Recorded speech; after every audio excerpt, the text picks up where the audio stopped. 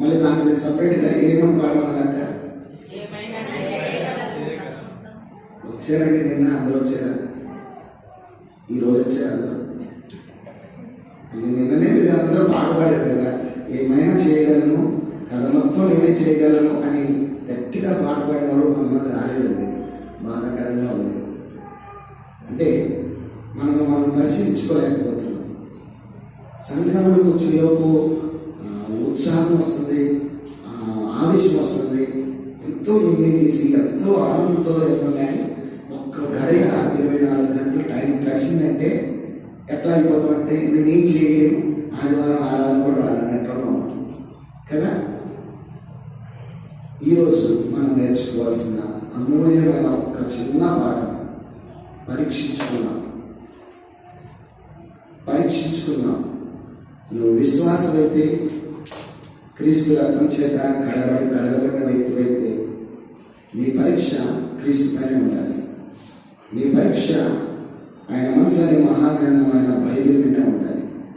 నీ పరీక్ష నువ్వు విశ్వాసంలో అంతకంతకు అభివృద్ధి పొందుకుంటున్నా లేదా అనేది ఉండాలి.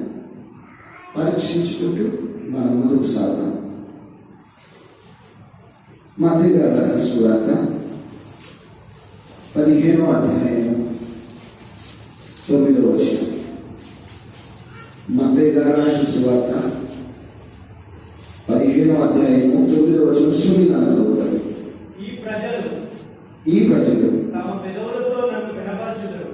తన పెదవులతో నన్ను వినపరచుదురు, కానీ వారి హృదయము నాకు దూరంగా ఉన్నది. మనుషులు కల్పించిన పద్ధతులు దైవోపదేశములని బోధించుచు వారు నన్ను వ్యర్థముగా ఆరాధించుచున్నారు. చాలండి. ఇందులో మనం చదువుకున్న మాటలో